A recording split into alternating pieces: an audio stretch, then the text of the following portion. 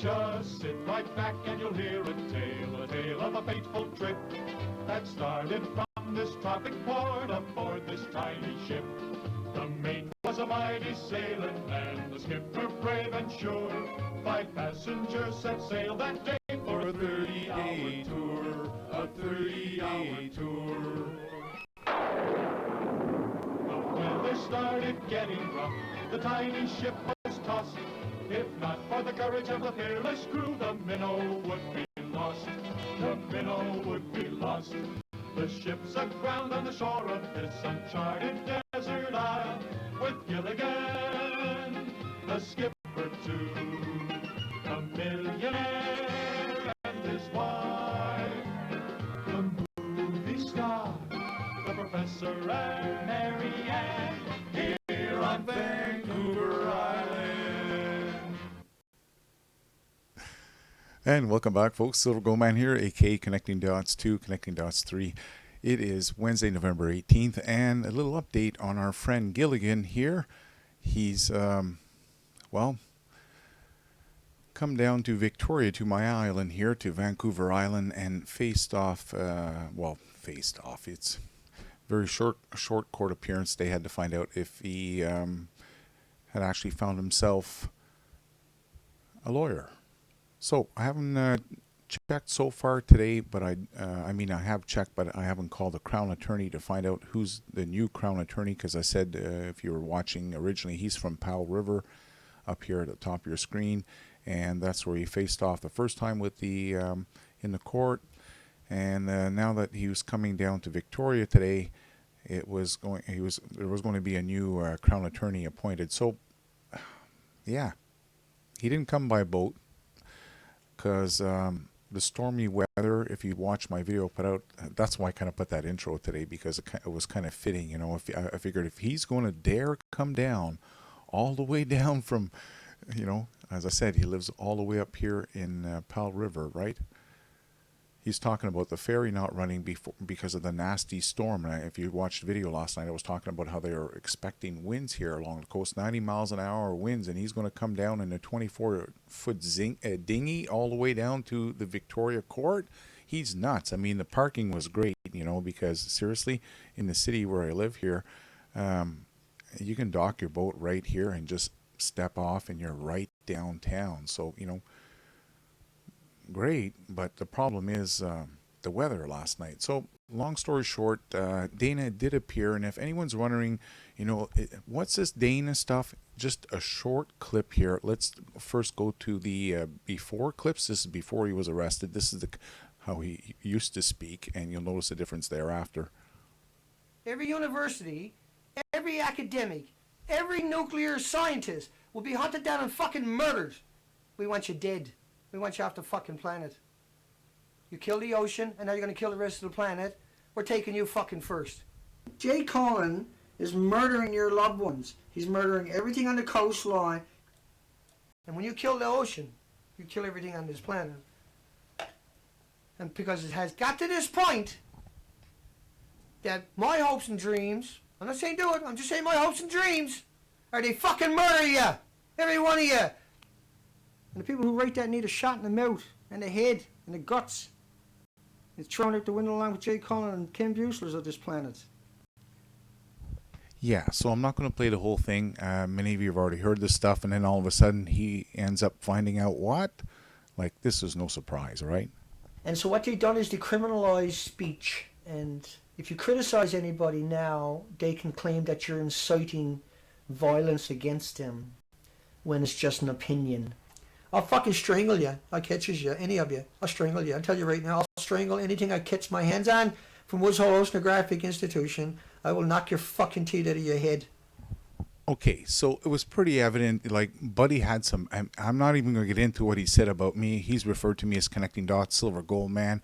I've heard this very similar language. He referred to me as a PR, paid person on YouTube, all hogwash, lies. But what was concerning to me was the fact that he was calling for people to hunt me down and yada, yada, yada. Okay, so long story short, he's now shown up in court, and I've got the updates on this. If you haven't seen these two videos, go check it out. There's a difference here, okay? I've never said I'm not concerned with Fukushima, but I want proper testing, and this video here basically tells you what the difference is. So he showed up in court today, and he's coming back December 16th. Special day for me. I'm not going to get into why, but yeah, a good reason for me, and not such a good reason for him.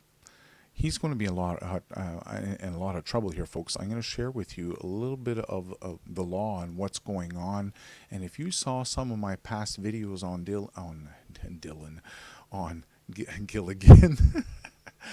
on Dana, then you already know how I spoke about how he was actually classified as a threat to the Royal Canadian Mounted Police, the RCMP here in Canada.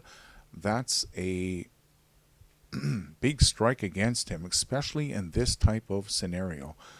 So what's odd about this whole thing, this is almost like a year to the date that Jeff Palco took his life over all this incident. You know, Jeff, I don't care what they say. If you guys read the comments, I have the videos, and I'm referring to the comments that the Fukushima Hounds and Dana and the rest of his fake YouTube accounts post in the comments.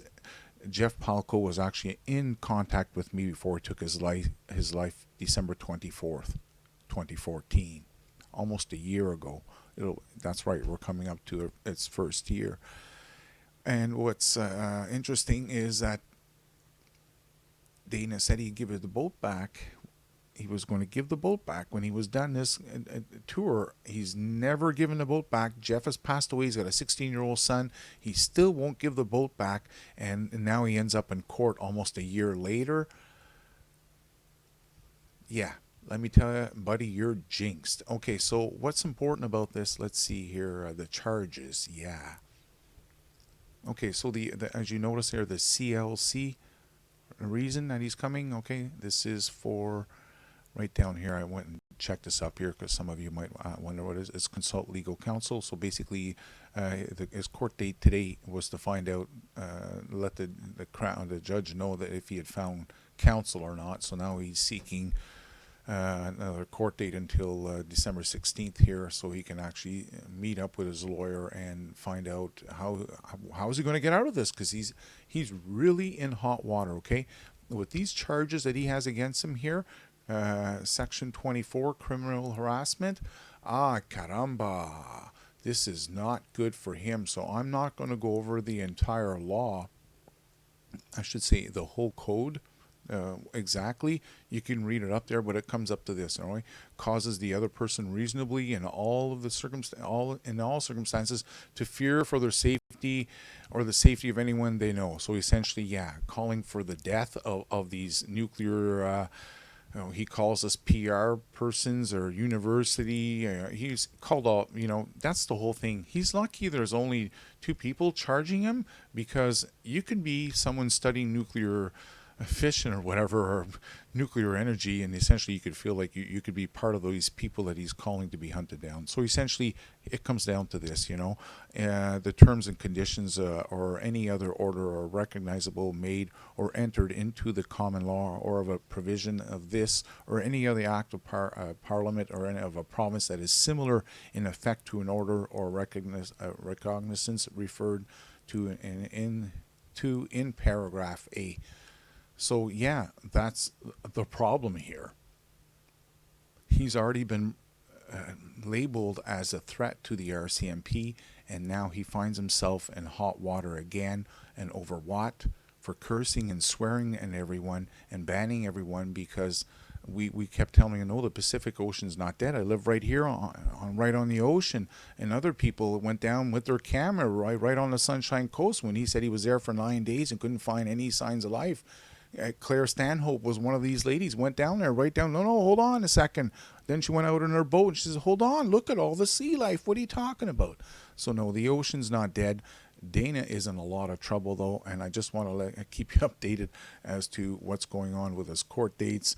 Looks like I'll be seeing him down here very shortly.